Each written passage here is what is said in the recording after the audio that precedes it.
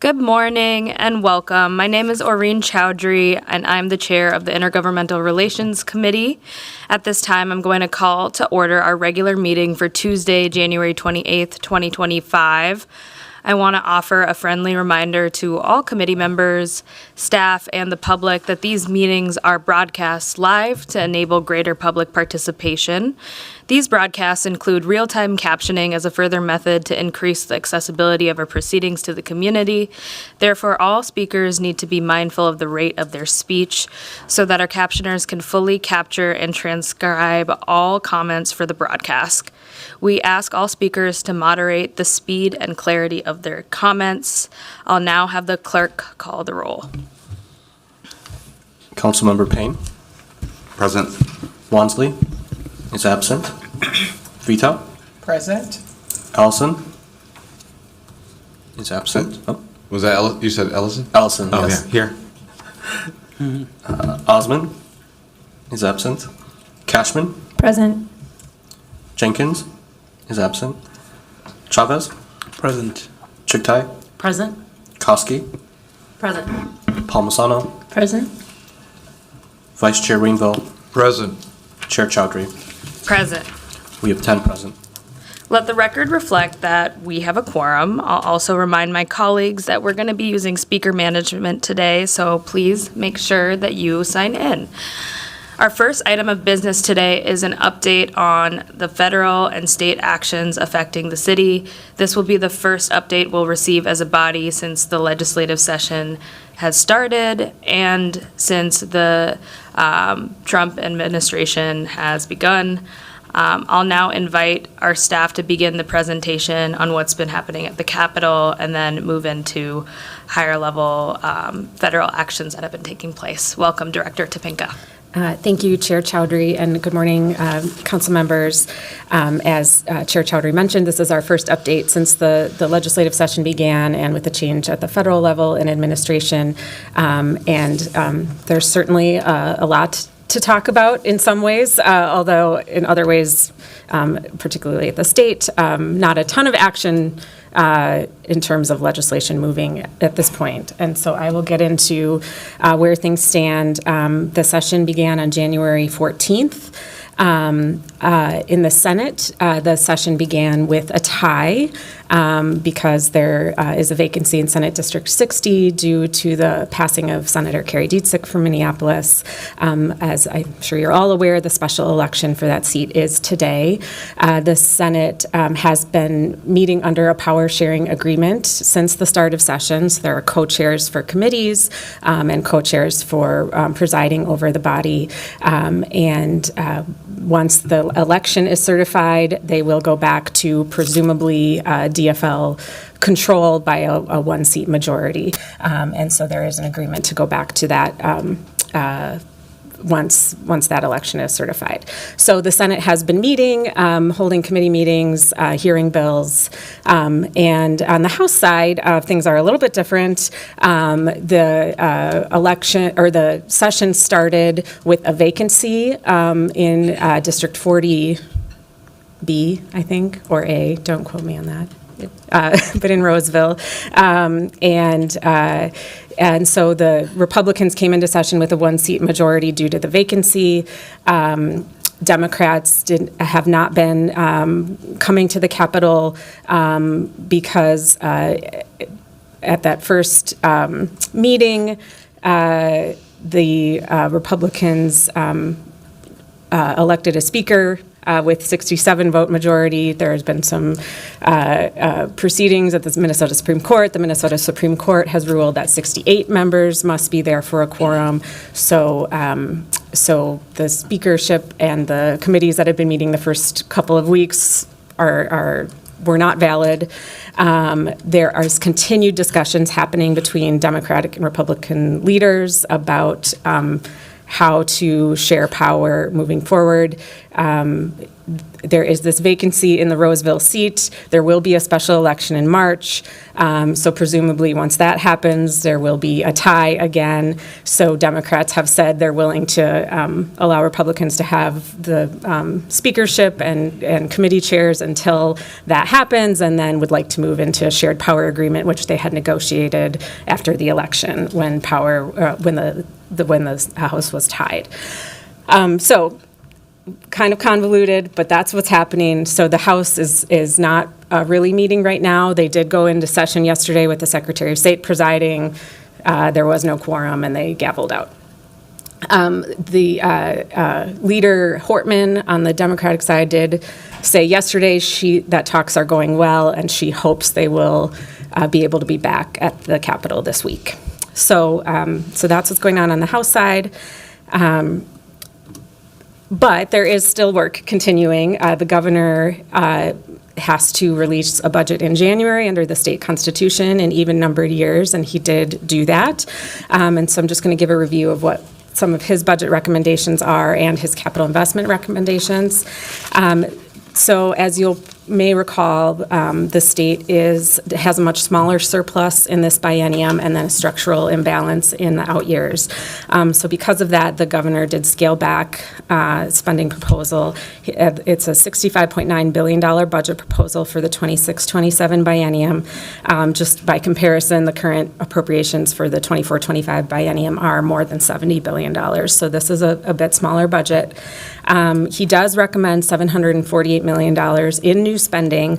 The bulk of this is spending for state agencies for inflationary and other operating adjustments, so really just kind of the growing cost of delivering services. The governor also proposed a $45 million package to combat fraud in state government programs and $66 million to support economic growth, including $45 million for a research and development tax credit.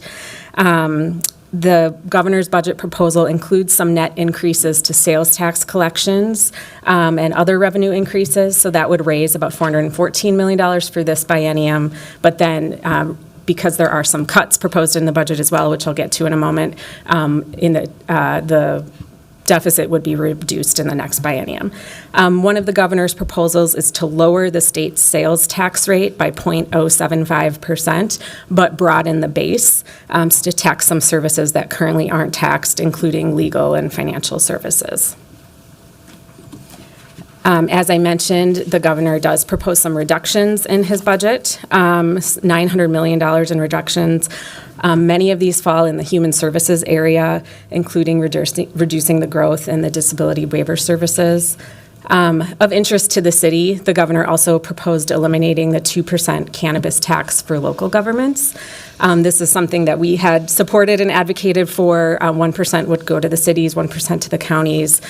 We anticipate that the city would use this for things like public health education around cannabis use. So we will be advocating to keep this because we did think that was an important source of revenue for the city. The governor also proposed to reduce the reimbursement for special education transportation.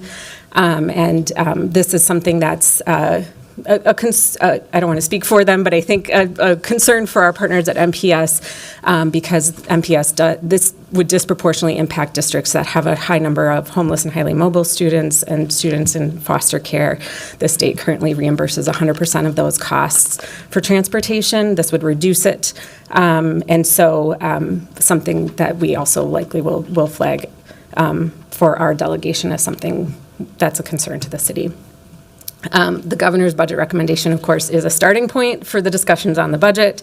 There will be a February forecast that comes out late February or early March, and then the governor will propose a supplemental budget, and that will be really the starting point for the legislature to get budget committee targets and work on what they want to put together.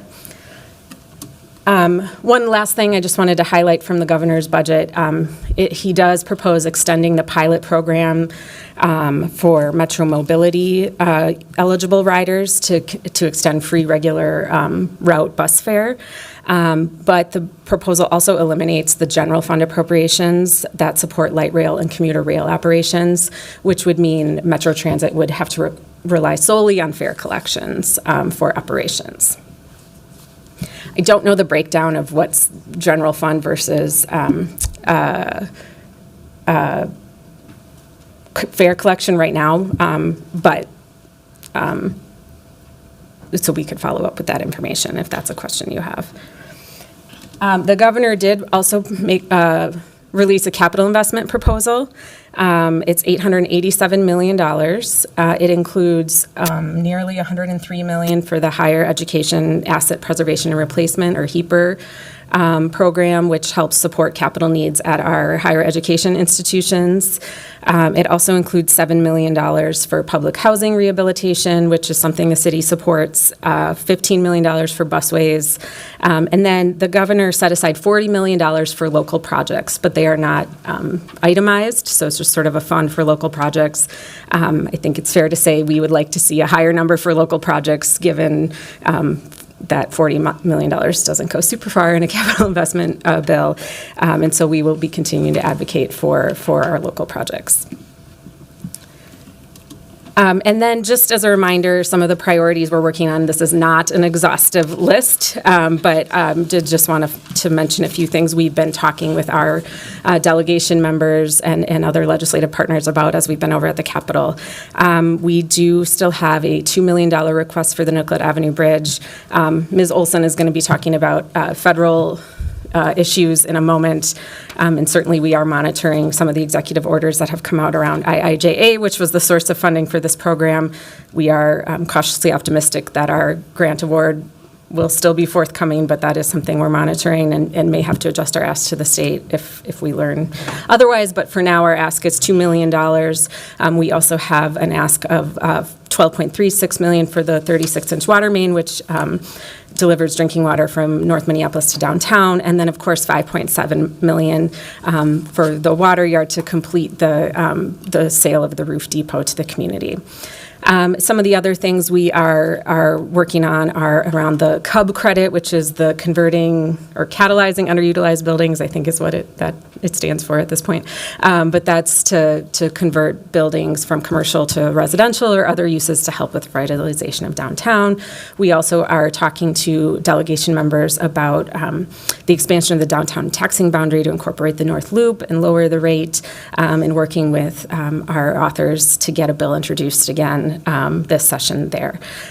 We have had a couple of meetings together with the county IGR team to talk with key legislators about the shelter fiscal cliff and advocate for the Bridge to Home bill that the county is bringing forward, which would address that issue, which is to ensure that the new shelters that were stood up during the pandemic and then some of the new services like 24/7 shelter operations and housing case management can continue. We've also been talking with members about our zero waste initiatives, things like repealing the plastic bag ban, making sure there's support to implement the extended producer responsibility bill from last session, and just more funding to help with education around recycling and composting and things to promote zero waste. We are working with Senate authors to get a complete streets and traffic calming bill introduced and hope to have something introduced relatively soon. We are also speaking with members about finding an ongoing source for the ADA pedestrian ramp upgrades that we have a significant need for. And then lastly, we've been working on identifying support for youth intervention programs and community safety, and then there's really across the state need for peace officer recruitment and retention. So working with partners at the league and other cities on legislative support there as well. I think that is all I have on state issues. So I can pause there, perhaps, Chair Chowdhury, if you'd like to see if there are any questions before we move to a federal update. Yeah, thank you so much, Director Topinka. Colleagues, is there any discussion on this? Would anyone like to get into queue? I am not seeing anything. The one question that I'll just ask is the measure in the governor's budget around eliminating 100% of general fund appropriation for light rail and commuter rail operations. I think that would be of interest to know how much fares are collected that goes into operations now? And do you know what the reasoning behind this move is? Why the governor's office is thinking about taking this action? Chair Chowdhury, we will follow up to get sort of the breakdown of how the operations are currently funded between general fund appropriations and fees. This was on the spreadsheet under sort of the reasonable cuts section. I can't remember exactly how they phrased it, but I know they did look at a couple of different areas where they had to trim down some spending in order to address the structural imbalance in the out years. And so there were a few different areas where they've made some proposed cuts. So I can certainly try to find out more, though, and follow up with more detail. Yeah, and it would be good to know what our IGR department and our city's position in relationship to this item is, because it seems kind of counter to what we are trying to achieve as far as our transit goals and equity in the city of Minneapolis. So we can touch base on that. I'll next recognize Council President Elliott Payne. Thank you, Chair Chowdhury. I was wondering, given the tenuous nature in the House, anything that's going to happen is going to require bipartisanship. Do you see any policy areas where you envision there being some bipartisan consensus?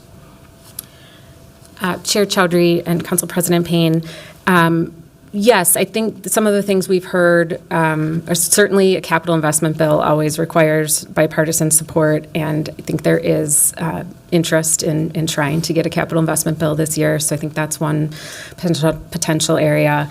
I think housing supply is a sort of a shared area of interest. And recognizing that the state needs to build more housing to keep up with demand and to help with affordability.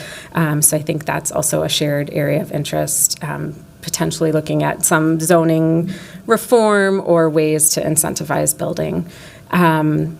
So those are a couple of places. And then, of course, they're going to have to pass a budget. They have to do that for state government to continue operating. And so, I think that will be the bulk of the focus, especially since they're getting started a little bit later, is getting a budget done. I think there is some bipartisan support for minimizing raising new revenue. Not across the board, but both, members on both sides of the aisle have talked about that. Thank you, Councilmember Jenkins. Thank you, Chair Chowdhury, and thank you, Ms. Topinka. I'm curious, can you define busways? What are busways? Chair Chowdhury, Councilmember Jenkins, I think it's for, and I may have to get back to you just to confirm, and Ms. Olson may also be able to help me out here, but I think it's just generally bus routes, bus rapid transit, funding for buses. Thank you. And then Chair Chowdhury talked about the cut to the 100% reliance on the general fund. I seem to recall Metro Transit just reduce some fares? Is that accurate? Chair Chowdhury, Councilmember Jenkins, that is accurate. And actually, I didn't think of this before, but I think part of the rationale for reducing general fund money toward operations is also the Metro-wide sales tax for transit. So there is a new funding source separate from the general fund for transit that wasn't previously available. Yes, I've paid that tax a few times. Thank you. I remember. That concludes my comments. Thank you so much. Just to clarify with you, Director Topinka, I know you mentioned that Speaker Hortman said that session could potentially start next week. That's not for certain yet, though. They have to get to a power sharing agreement at the House, correct? Chair Chowdhury, yes. So the House is still working on coming up with a power sharing agreement. At this point, they want to make sure, I didn't mention this in my earlier comments, but there's also was the close race in Shakopee, where there was a recount and a court decision about Representative Tabke's seat. So I think there's wanting some assurances that Representative Tabke will be seated, because members do have to vote to seat their colleagues. And then also some assurances that should, after the special election, should it return to a tie, that there is a power sharing agreement for the remainder of session. And so, yes, Speaker Hortman has indicated they're having good conversations, and they're hopeful to get some resolution, hopefully this week, but talks are ongoing. And just a note to everyone in the public, the Senate is in a power sharing agreement. They have split gavels and committees because they're at a tie. The last thing I'll just say, including on the state legislative updates, is just recognizing that during our time away from committee, we lost a leader, a giant in the Senate, and Senator Carrie Diedzik. And I know that many members are their communities were represented by her, and we all benefited deeply from her leadership. I got my first official job in public service in her office, and she will be deeply missed. And I think I can speak on behalf of the body that we send our love and condolences to her family and are just so grateful for her leadership. I do see Council Vice President in queue, so I'll call on her next. Thank you, Madam Chair. Director Topinka, I find several of the items in the governor's budget recommendation to be concerning, as you've noted in your presentation. I'm wondering if you can speak to how often the governor's recommended budget and ultimately the budget that's approved are the same, or how much how does the institution usually react to the governor's recommended budget? Does it change much? Chair Chowdhury and Council Vice President Shaktai, I'd say it typically does change. It's kind of a starting point to get conversations going. I think, typically there's, they have to start somewhere, and the governor's, trying to produce a responsible budget to keep state government working, and so has to make some hard decisions, but also recognizing that the legislature ultimately approves the budget and gets to also fund some of its priorities. And so, I think it's very much a process. I expect it will change quite a bit throughout the process. There will be some key foundational things that are really important to the governor that I think the legislature will make sure they fund, because he does ultimately have to sign it. But there's a lot of back and forth and iteration that goes on in the budget process. Thank you.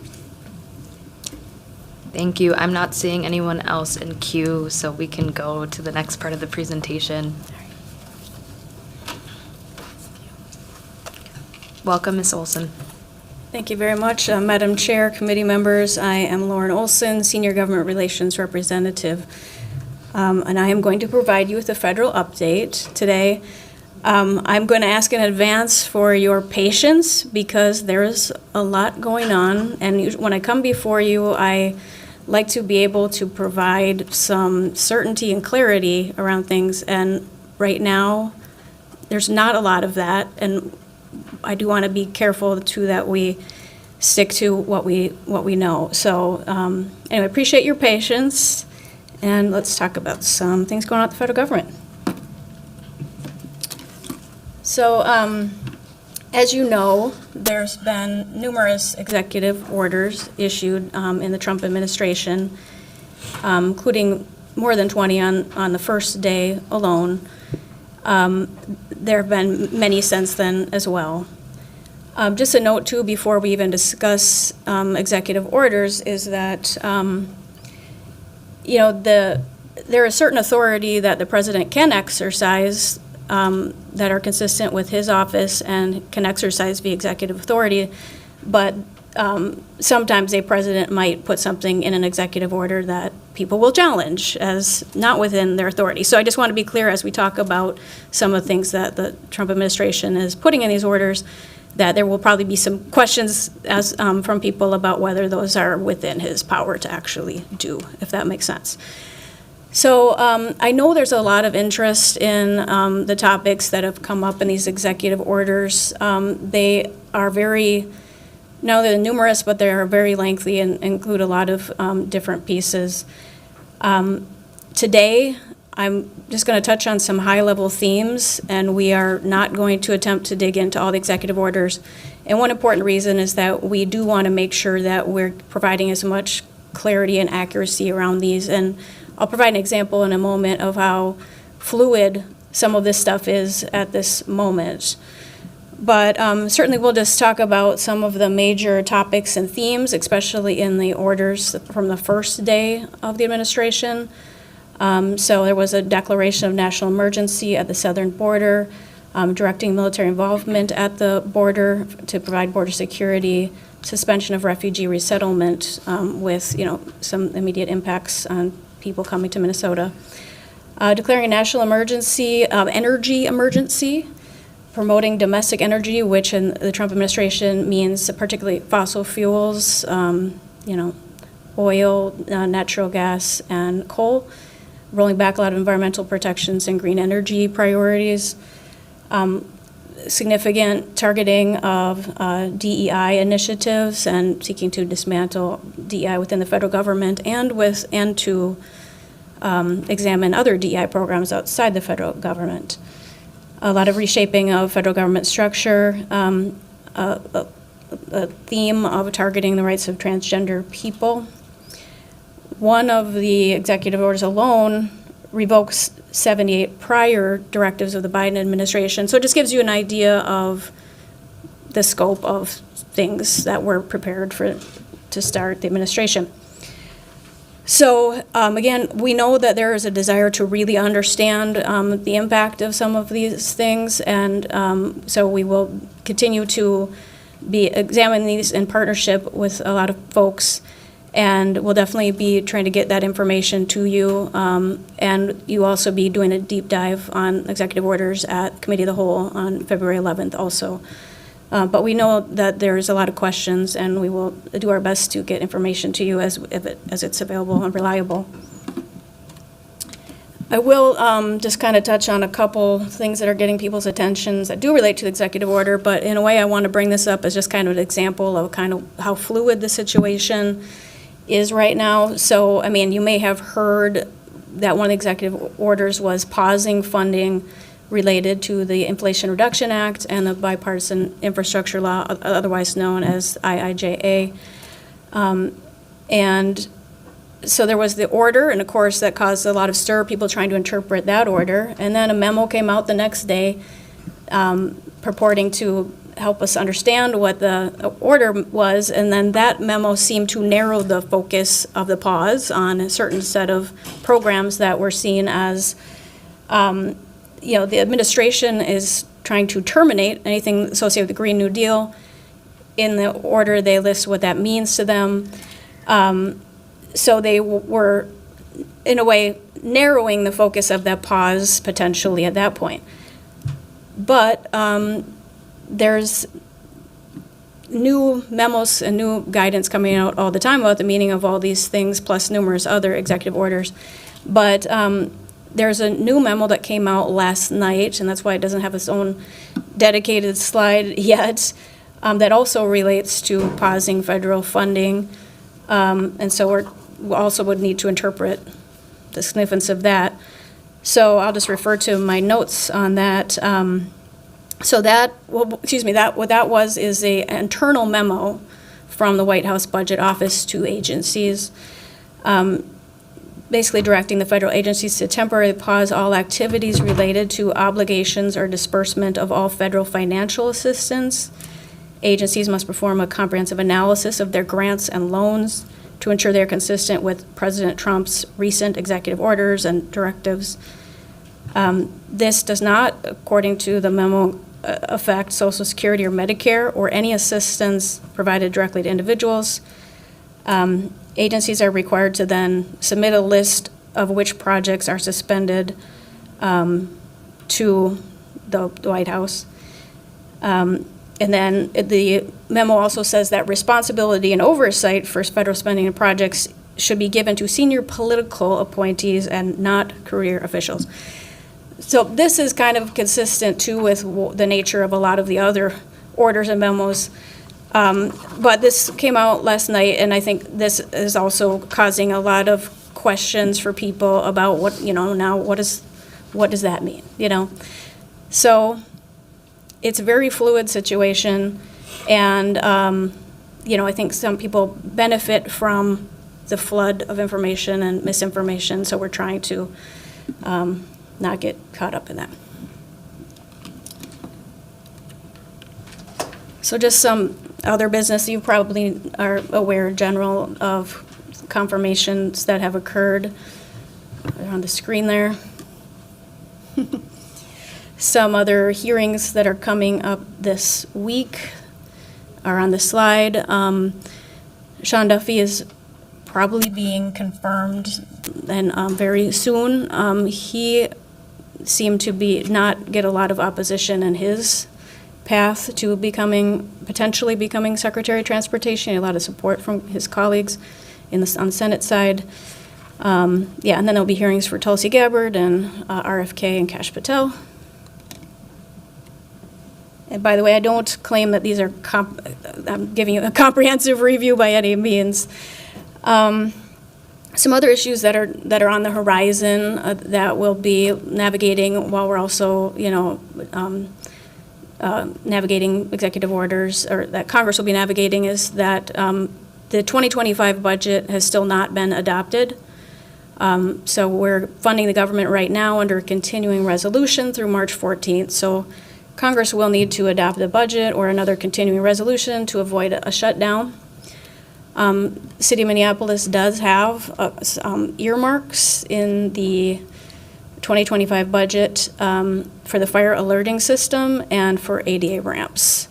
We still can't give a firm number on the amount for the fire alerting system, but we kind of think past precedent is that maybe the higher number might be used of $2 million for that. So we are monitoring the status of that budget. Of course, the debt ceiling also needs to be raised by March 14th. And of course, there's a lot of GOP members who have claimed to be deficit hawks, and but there's a lot of dynamics that are coming that will be coming to play shortly. I will also note that there's the tool of a reconciliation, of budget reconciliation, and that tool can be used under specific circumstances to make changes to the budget, to change spending, revenues, or the debt ceiling. It has certain parameters on it, but it has been an effective tool for people to have some substantial bills passed through budget reconciliation, because the budget reconciliation, which again can only be used a limited amount of times and under certain circumstances, it only requires a majority in the Senate of 51 votes rather than 60 in order to advance. And GOP currently has 53 members in the Senate. So the point is, we'll be watching in the next few months as people are trying to decide how to utilize reconciliation and the 2025 budget, and then the president may talk about 2026 budget in the spring. Sounds like there's potential that an earmarks process will continue, and we will see if it's appropriate, if we have a project appropriate to engage in that process. And the House GOP, when they ran the earmarks process, did not allow nonprofits to apply.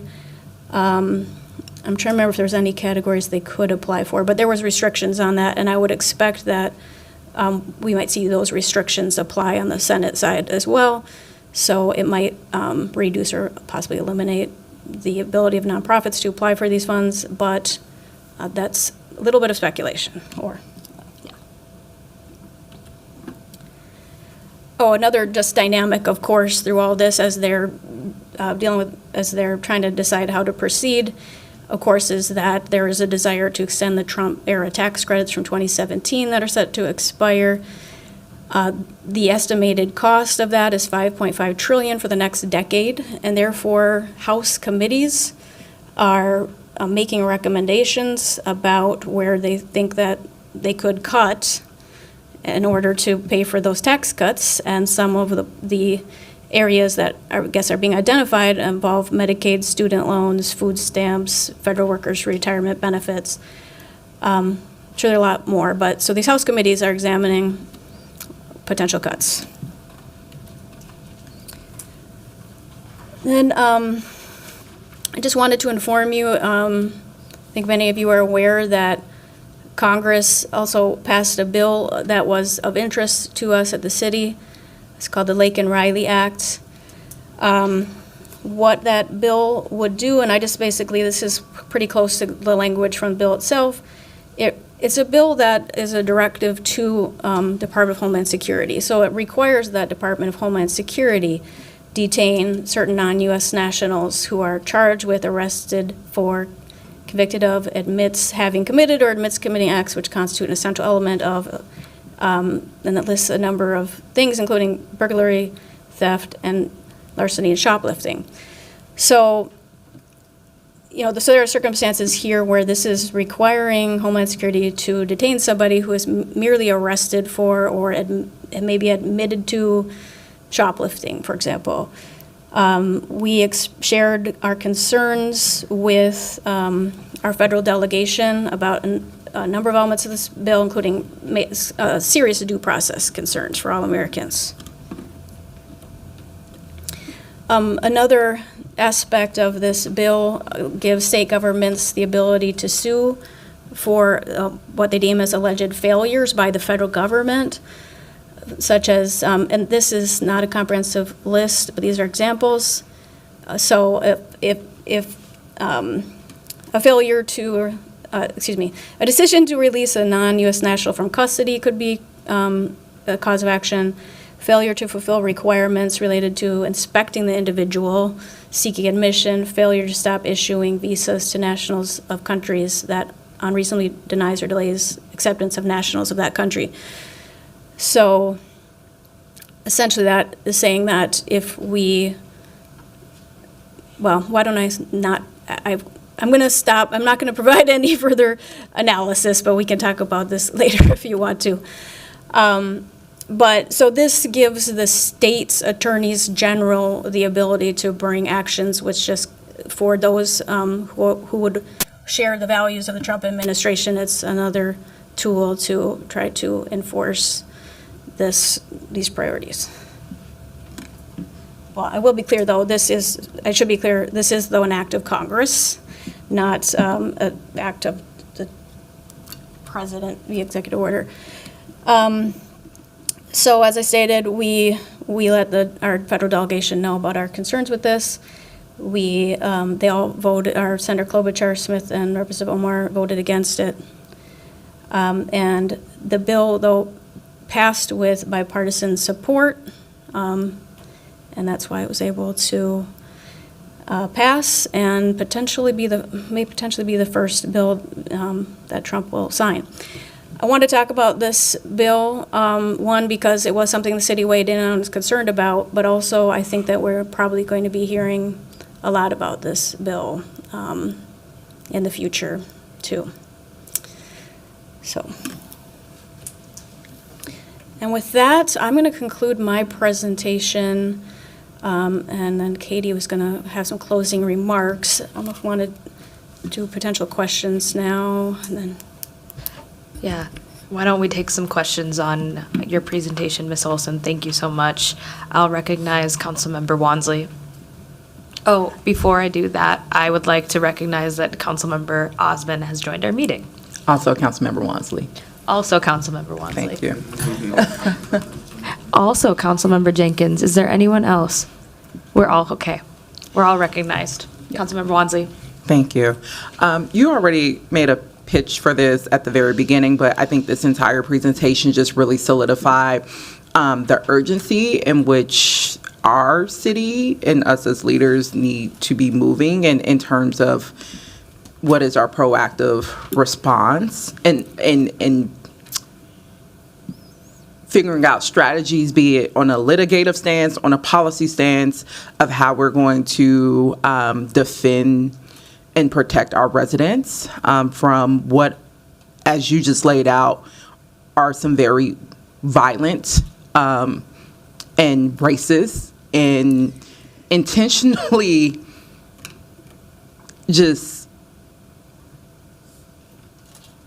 horrible actions from our federal leaders. And especially to contrast that too with the states, or the state update too, around just our financial landscape.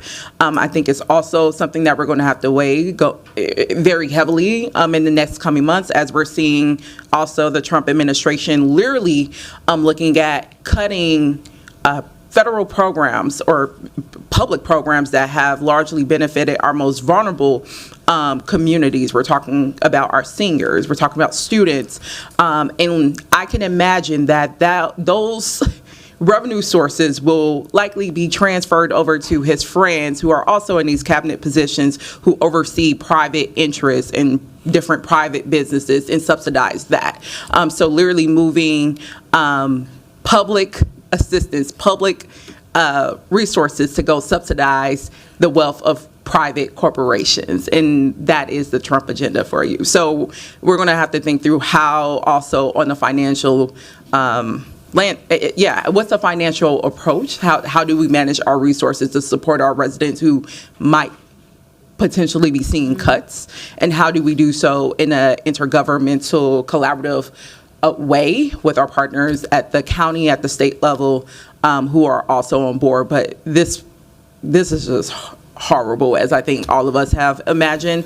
But going back to what I named earlier, what you pitched, that is why I encourage my colleagues to follow up with our city attorney, Dan Abelson. We're doing briefings on how this work impacts the work that we're doing here at the city. It's slightly related to this, but more so related to the enterprise work of many of us have policies in movement that is focused on immigration, that's focused on civil rights, even the targeting around DEI initiatives. We have a target market program that literally this executive order sets in motion a way in which maybe our own program that has helped to support many minority-owned contractors in the city, or minority or contractors of color in the city, to help them with their own platform to be involved in business with the city, that might be in jeopardy depending on the outcome of this executive order. So I know there is so much that is impacted, and I'm grateful that our city attorneys are working overtime to help us process what that means locally for the work that we've been pushing and been developing on behalf of our residents. So that is going to be on February 11th, and I encourage the public to tune into that. One piece that I did want to flag that is missing also, that's very important, and that's related to the target market. Specifically, that executive order is the ending illegal discrimination and, unless you remember the name, ending illegal discrimination and restoring merit-based opportunities. And that is literally also one of the significant gains of the civil rights movement that was passed in 1965, and that was repealed by like a stroke of a pen by Mr. Man and Mr. Orange Man in the Oval Office. So I think all of us feel the weight of what's going on nationally, and I think a number of us also feel even more committed to do what we can with the authority we have here to serve our residents and to protect them. Thank you. Madam Chair, if I may. Oh, it's me. Yes. Yeah, I was like, Madam Chair. And Councilmember Wansley, I just wanted to, I think I stated this already, but I do want to reiterate too that just because it's, let's say, an executive order does not necessarily mean lawful or constitutional. So I just want to be clear, but, and so I'm not going to speak to any, particular aspect of any of these orders. I just wanted, though, to reiterate that piece, but it doesn't change the fact that, or I mean, yeah, it doesn't make them less harmful regardless. Or, I mean, they're harmful. That is correct, but I think there's also a reason why we're involving our city attorneys who are tracing that. Oh, yeah. There are some actual things that are happening in motion, even though, yes, we know there are in flux. There's still things to be defined about the impacts of these executive orders, but I do know for sure that repealing of that executive order that I mentioned does set something in motion around our target market program, specifically. So that is why I'm grateful that we do have, again, all of our staff on board working overtime to really process how does this directly impact not only us as city officials, but of course, most importantly, our residents in the work that we do every day. And this presentation was the first stepping stone of that conversation. I'm glad that we're going to have another from our city attorney's office in the next week. Yeah, absolutely. Yes, thank you, Councilmember Wansley. Appreciate all the work that you've put in to help organize briefings and then the presentation that is forthcoming, and also appreciative of the city attorney's office. I know our attorney here, Mr. Melcher, has been really deeply involved in the executive order review. I'll next recognize Councilmember Cashman. Thank you, Madam Chair, and thank you, Ms. Olson, for the presentation. I really wanted to ask about the executive order titled Protecting the American People Against Invasion that was signed, but it was already signed back in 2017 during the first Trump administration. This is the executive order that says no federal funding for sanctuary cities or sanctuary states, sanctuary jurisdictions. Do you know back in 2017 if that was lawful or enacted, and what can we expect this time around? Yeah, Councilmember Cashman, I don't really feel prepared to do justice to that question here at this moment, but we can definitely follow up with you on that topic. And if the Attorney's Office wants to weigh in, they can if they wish. Great. We can note that for administrative follow-up from Councilmember Cashman. Okay. To our Thanks. IGR department. Are there any other comments you'd like to make, Councilmember? Yes, I just had another question about federal grants. I'm really concerned about the Inflation Reduction Act and IIJA funding, and specifically for our Public Works Department that depends on these federal funds for large capital projects. So really concerned about the Nicollet Avenue Bridge that is funded through this work, but I think it's in flux. And then as well, the Safe Streets for All $20 million grant that we applied for to fund our Vision Zero and ending traffic deaths. So wondering if you can speak to the status of those two federal funding sources and any other federal grants that are right now that we should be aware of, that they, could be rolled back, or that we might need to find other sources for. I mean, it's, Councilmember Cashman, fair question, and it's a question that we all have on our minds. Yeah. And that is being thoroughly analyzed by a number of people. And I was illustrating how fluid things are about that could impact that could or do not impact that analysis. So it's another example where I can't quite give you firm information about those grants and programs right now. I hope that when we get to the point where we are very clear about those answers, that we can get that to you as soon as possible. Just on the question of which grants are vulnerable, is there anything else that comes to mind as big federal grants that were pending at the change of administration? Councilmember Cashman, I don't know if I would want to list those out right now. So there's several funding agreements that are kind of uncertain. I mean, there's a few, but I don't know that I want to highlight them, but we can talk about it. We can talk about it later. Yeah, perhaps there's a briefing there between IGR and I mean, Councilmember Cashman. there's no doubt that I'm as interested as anyone else to really nail down the implications of everything. Again, there's numerous memos and such, so I do see I our understand. city attorney in queue, so I'll recognize Mr. Melcher. Through the chair, Councilmember Cashman, I just want to reiterate something that Ms. Olson mentioned, that the amount of flux that all federal funding is currently going through is remarkable right now. There is work happening in the city attorney's office, quite literally as we speak, analyzing what is being affected, specifically with regards to federal grants and funds that the city might be receiving for public works projects, and frankly, all grants that the city is receiving. So Ms. Olson is responding to that level of flux right now.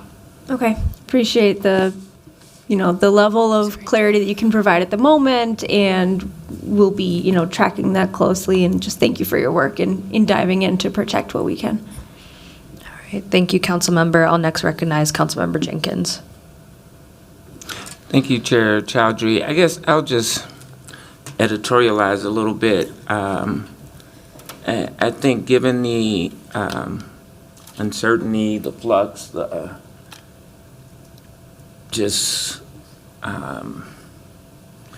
tremendous tax cuts that are going on, that it is critically imperative that we use our infrastructure dollars to repair 38th in Chicago, or it will likely never get done.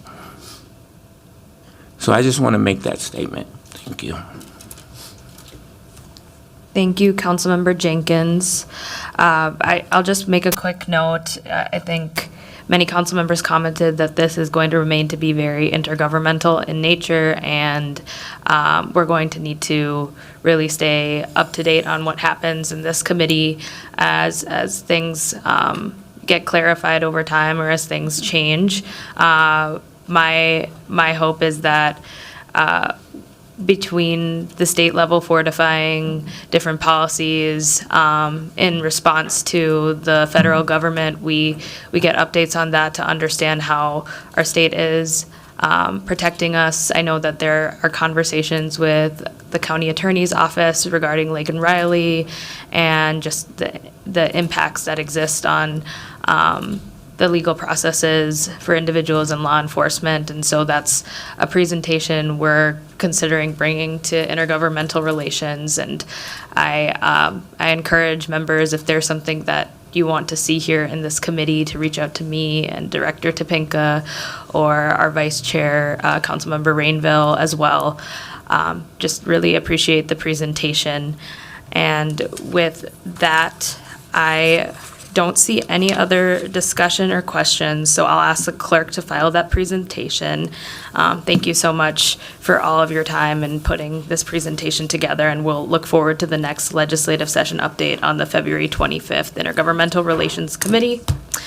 Our next item is approval of a resolution supporting the Neighbors Not Enemies Act to repeal the Alien Enemies Act that Representative Ilhan Omar introduced on January 22nd before it was referred to the House Committee on the Judiciary Committee. Similar legislation seeking to strike down the Alien Enemies Act has also been introduced and referred in the Senate.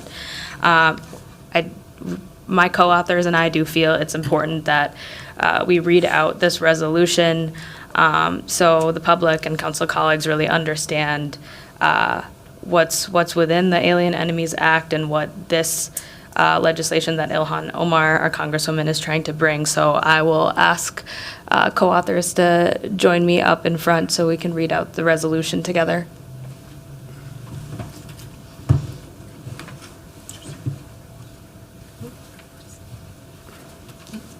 And Congresswoman, if you'd like to join us up here, you're certainly welcome to.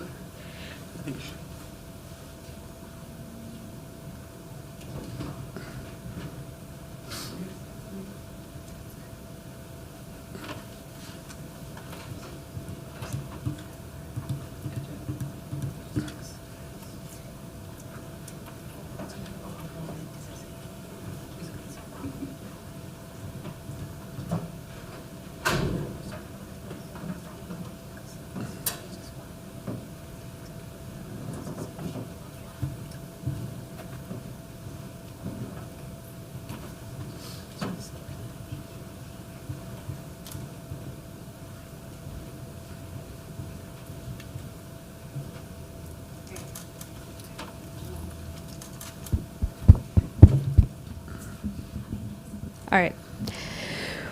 Whereas in the city of Minneapolis, over 63,000 people identify as immigrants and refugees, not including the descendants of immigrants and refugees. Furthermore, in the Twin Cities area, over 200,000 children, or 1 in 4 children, have an immigrant parent. And whereas immigrants and refugees and their descendants bring invaluable perspectives, skills, experiences to our city and nation, and whereas the city of Minneapolis is a welcoming city, one that supports residents in achieving lives of safety, dignity, and opportunity through supporting civic engagement, entrepreneurial activity, employment opportunities with upward mobility, protection from discrimination, and opportunities to achieve more secure immigration status, up to and including United States citizenship. And whereas the 1798 laws, known collectively as the Alien and Sedition Acts, were a set of 4 bills targeting immigrants under the guise of war, and 3 of the 4 acts were repealed or allowed to expire. However, the Alien Enemies Act remains in effect today. And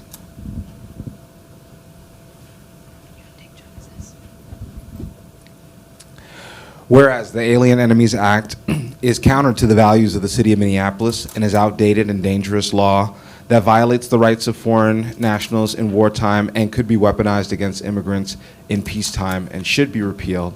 And whereas there has been increased xenophobic rhetoric that has led to increased attacks on immigrant communities, Asian Americans, and religious minorities, and this archaic law has been used to exacerbate the harm by targeting racial minorities and deny them due process and various human rights. And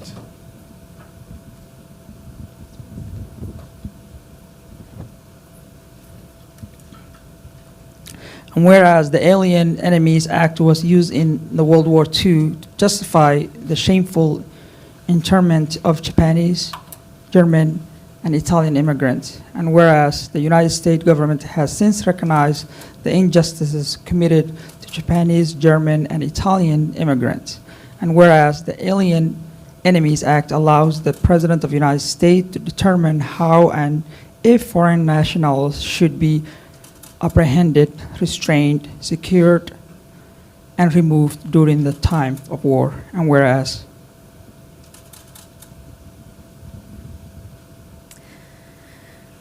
Whereas this provision brings grave concerns on how this law enables the abuse of executive power to bypass the judicial process, target entire groups of people based on national origin, even if they're lawful residents. And whereas H.R. 630, known as the Neighbors Not Enemies Act, introduced by Representative Ilhan Omar, seeks to fully repeal the Alien Enemies Act of 1798.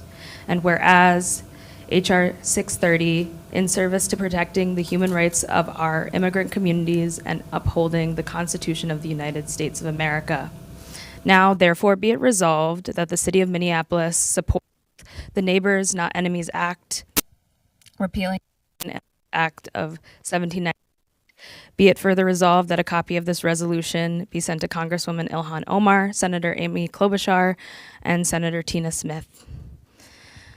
Thank you so much, colleagues, for standing up here, and colleagues just for supporting this resolution. I think this is indicative of much of the work that this council and city leadership and our mayor's office and everyone that is going to take in service to our immigrant and refugee community in partnership with leaders in our federal government like Congresswoman Ilhan Omar and our senators and in our state government. Congresswoman, would you like to say a couple of words to close us out? Just really grateful for you all's partnership and support of my legislation. Thank you.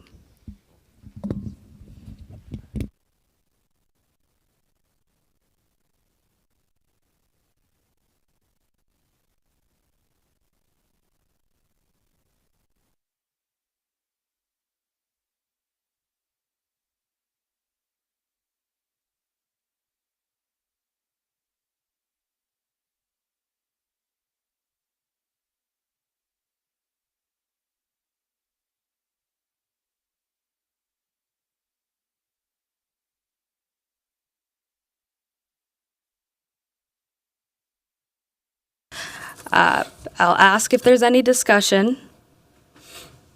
Okay. Seeing none, all those in favor say aye. Aye. All those opposed say nay. With that, the motion carries. Thank you. And with that, we've concluded all business to come before the committee today. Without objection, we are adjourned.